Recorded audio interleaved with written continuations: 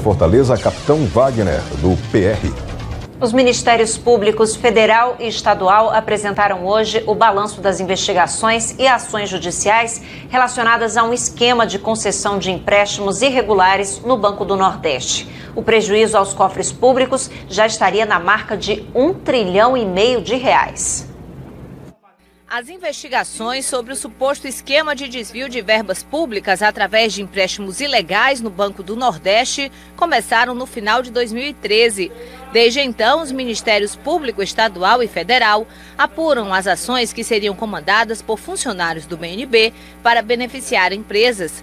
As investigações até agora apontam a concessão irregular de empréstimos para 10 empresas, a maioria com atuação no setor de energias renováveis. Mais de 11 pessoas estariam envolvidas no esquema. Uma organização criminosa que atuava aparelhando as instâncias internas do banco para conceder empréstimos fraudulentos a empresas que não tinham idoneidade financeira e fiscal para receber. A partir das investigações, 6 processos de improbidade administrativa foram abertos. 5 correm em segredo de justiça. Um deles teria envolvimento com as ações investigadas pela Operação Lava Jato, que apura o desvio de recursos públicos na Petrobras. A ligação dessas empresas com o caso da Operação Lava Jato, para nós, já está absolutamente clara. Os prejuízos aos cofres públicos, já apurados por relatório feito pelo TCU, apontam para a marca de 683 milhões de reais, mas podem ser bem maiores. De acordo com as investigações, o montante chegaria a R$1,5 trilhão de reais. Desviou valores vultosíssimos do banco através da concessão ilegal de créditos. Os balanços das empresas eram maquiados no sentido de se manipular a capacidade de crédito de cada uma. Apesar das denúncias e dos documentos que comprovariam a existência de esquema ilegal atuando dentro do BNB, nenhum dos 6 processos de improbidade administrativa foi acatado pela Justiça. Diante das negativas, o procurador da República já pensa em outro caminho para dar continuidade aos processos. Nós decidimos que vamos provocar diretamente o Superior Tribunal de Justiça, não vamos esperar por recurso. Vamos mudar. A dificuldade alegada pelo Ministério Público para processar os envolvidos é sobre qual justiça, a estadual ou a federal, deve receber e julgar os casos. A direção do Banco do Nordeste se pronunciou hoje à tarde. Divulgou uma nota informando que todas as operações de crédito realizadas entre 2008 e 2011 estão sendo apuradas e que o banco agiu com medidas administrativas e judiciais quando identificou irregularidades. E aí nós estamos de volta e o assunto agora é BNB. Promotor, o Ministério Público apresentou aí denúncia de uma fraude envolvendo o Banco do Nordeste do Brasil, recursos de eletrificação em contratos sem garantia, lesivos aos interesses do banco, lesivos aos interesses da sociedade. Diretores teriam facilitado o empréstimo sem que os adquirentes do crédito tivessem sequer comprovado capacidade de pagamento.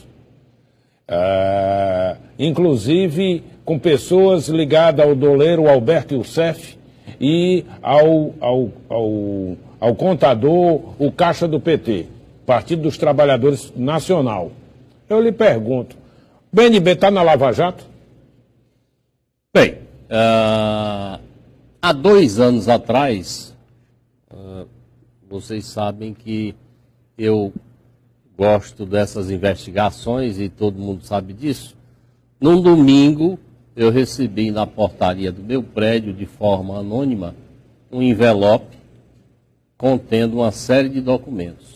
Eu passei, então, a analisar esses documentos e verifiquei que faziam parte do processo de aprovação de crédito de valores vultosíssimos para algumas empresas, clientes do Banco do Nordeste. Analisando, então, essa documentação, eu verifiquei que todas as operações estavam em desacordo com as normas do banco e que os balanços das empresas eram maquiados no sentido de aumentar o crédito dessas empresas junto ao Banco do Nordeste. Imediatamente eu pedi ao Tribunal de Contas da União uma tomada de contas especial em todas essas operações. E não foi diferente a conclusão do TCU de que, de fato, havia ilegalidade em todas essas operações. Foi então que, verificando que essas operações foram autorizadas por 2 diretores do banco, eu pedi, há 2 anos atrás, não esqueço o dia, porque é dia de Nossa Senhora de Fátima, no dia 13 de maio de 2014, eu pedi a quebra do sigilo bancário desses 2 diretores do Banco do Nordeste.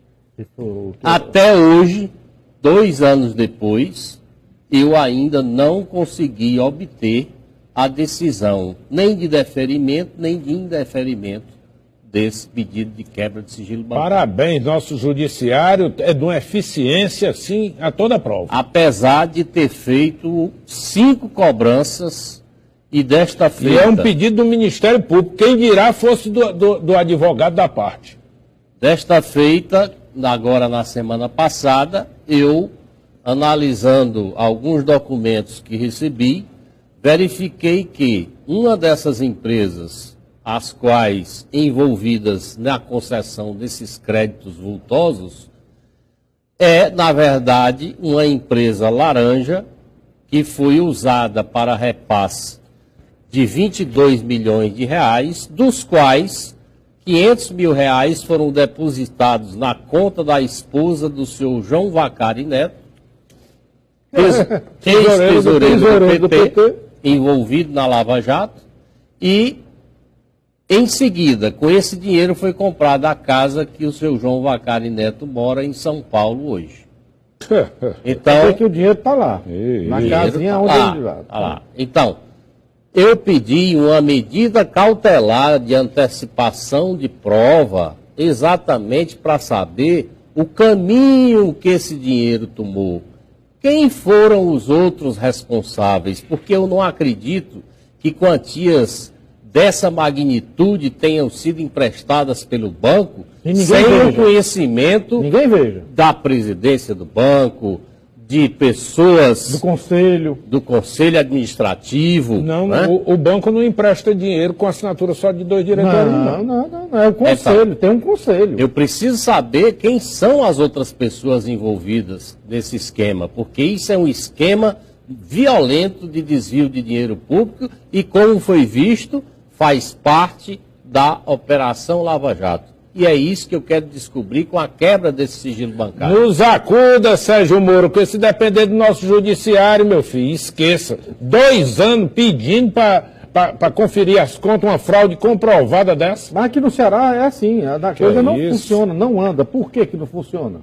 Então, na realidade, nós estamos aqui, eu fiz aqui um apelo mostrando a responsabilidade do Estado pela falta de decisão nesse processo, a demora, 2 anos para uma medida cautelar de produção antecipada de prova, num negócio tão grave, valores vultosíssimos, e agora se vendo o envolvimento no maior escândalo nacional.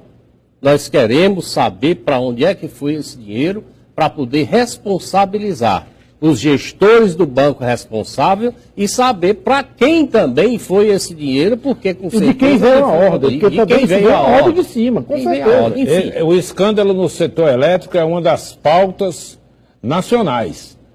Se diz que o escândalo do setor elétrico é tão ou maior do que o escândalo do Petrolão. Né? Então, talvez aí tenha o senhor chegado à ponta do fio da meada. O iniciado fio da meada, de toda a meada. Que talvez a partir daí venham desdobramentos significativos. O que não pode deixar de investigar, nem a justiça ser tão omissa e morosa, a ponto de garantir a impunidade. Aquele, Alfredo, ou nega ou defere, né? É o que está acontecendo no nosso judiciário, onde tem presos que nem foram condenados e continuam presos e estão presos há mais de ano. Tem deles mais de ano presos, tem 3 anos, 4 anos, 5 anos. E os juízes, quando você vai... eu fui questionar agora sobre um caso que está aí e o juiz está de férias. E o substituto não quer, como é que se diz, tomar responsabilidade. Aí, quando o juiz entra de férias, aí o processo não anda, porque tem outros processos na frente e a coisa passa a ser prioridade. E, enquanto isso, nós estamos com o setor carcerário superlotado de pessoas que nem foram condenadas judicialmente. Voltando aqui à questão dos empréstimos às empresas de energia. Salvo engano, e salvo um engano real, o escândalo de tráfico de facilidades no âmbito da concessão de empréstimos teria sido objeto de um escândalo que envolveu aí no passado um assessor do Zé Nobre Guimarães, se não me engano, de uma empresa que foi pegar crédito no Maranhão. Se não me engano, foi isso. Exatamente. Existe esse processo, envolve empresas de energia, né? Qual é, no caso? Não, de eletrificação rural. Na verdade, essa é ligada. É desse ramo, eletrificação rural, eletrificação rural, eletrificação eólica. Sim. Né? Uhum. Essa empresa Enérgio, ela foi criada, é uma empresa de investimento de energia eólica no Nordeste e foi usada para esse fim.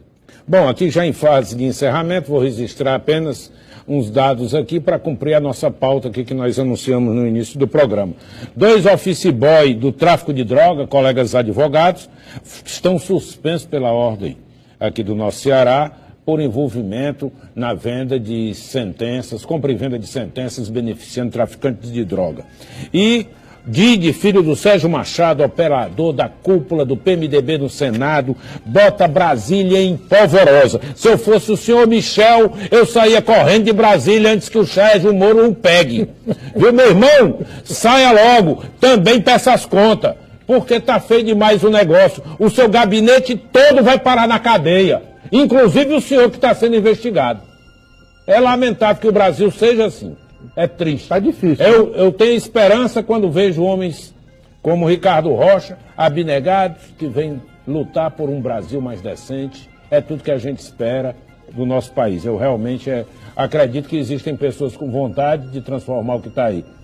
Parabéns pelo seu trabalho. Coragem não é para todos, não. Da hora, sempre às ordens, ao seu dispor. Muito obrigado, Alfredo.